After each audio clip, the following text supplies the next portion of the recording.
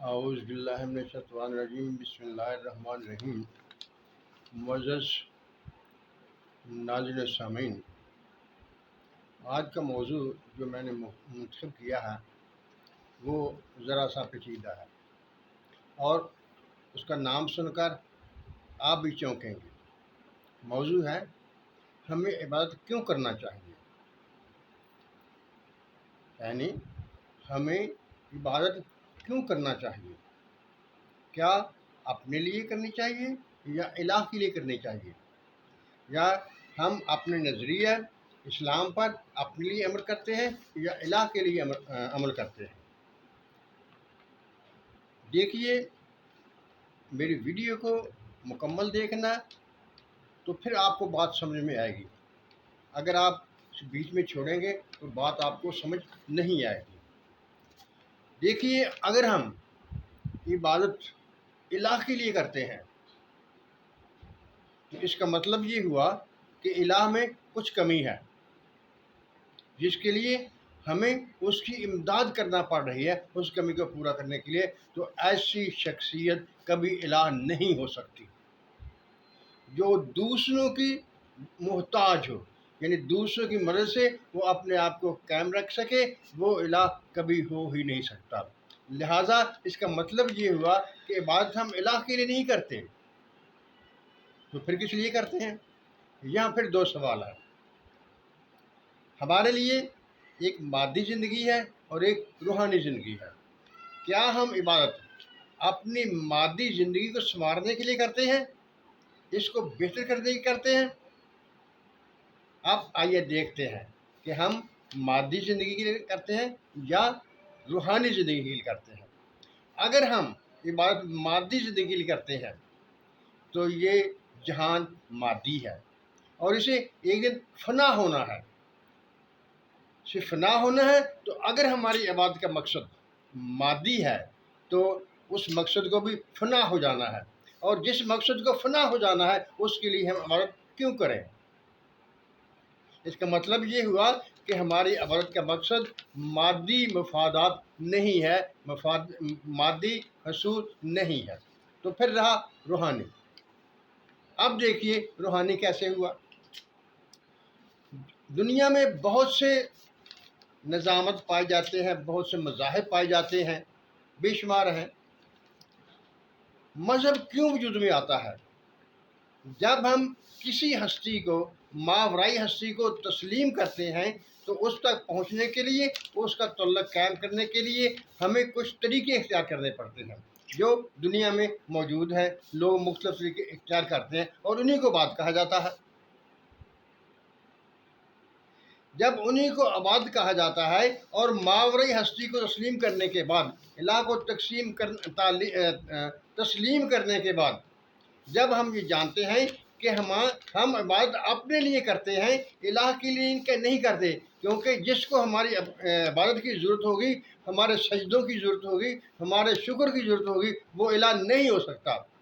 الہ وہی ہوتا ہے جو ہر چیز سے بے نیاز ہو، جیسا کہ اللہ الصمد، اللہ بے نیاز ہے، انہیں ہماری کسی بھی عبادت کی ضرورت نہیں ہے، صرف ضرورت ہمیں ہے، اپنے لیے ہے۔ اب ہم نے طے کرنا ہے کہ ہم نے مادی مقاصد سامنے رکھنے ہیں یا روحانی مقاصد سامنے رکھنے ہیں۔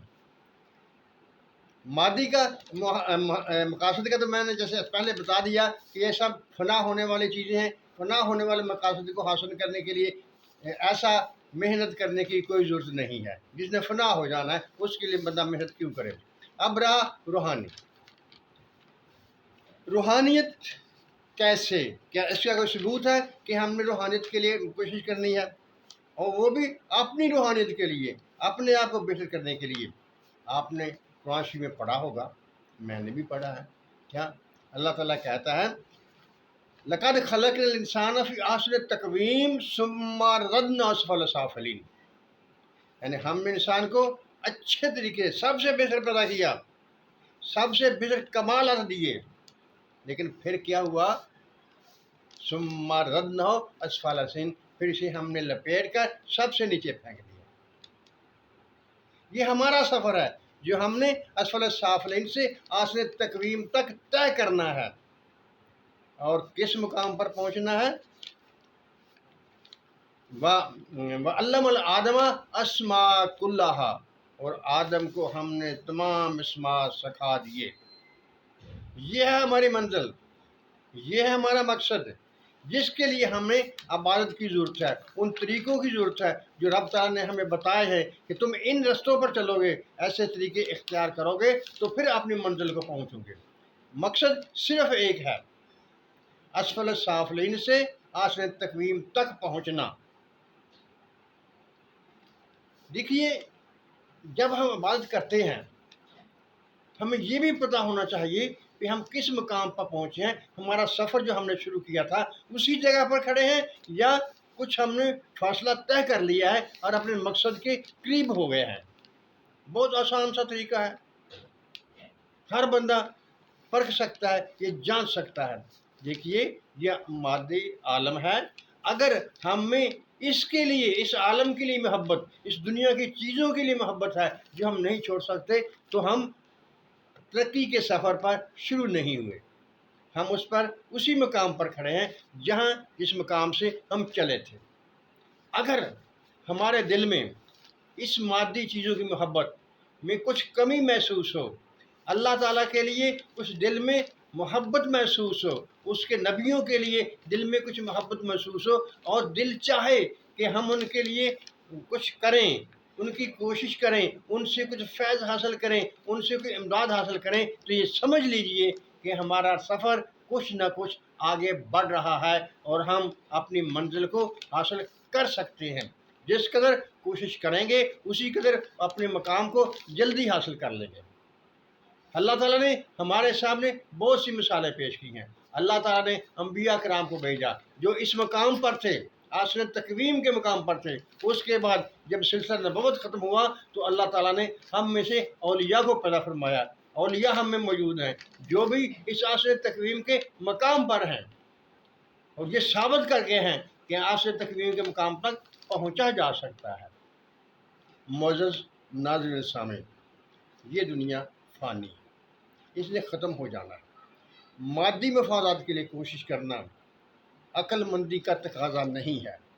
عقل مندی کا تقاضا یہی ہے کہ ہم اس روحانی ترقی کے لیے کوشش کریں، اس کے لیے محنت کریں اور اس مقام پر پہنچیں جس مقام پر اللہ تعالیٰ نے آدم کو پیدا فرما کر یہ کہا تھا، وَعَلَّمَ الْآدَمَ أَسْمَاءَ كُلَّهَا، ہم نے آدم کو سب اسماء سکھا دیے ہیں۔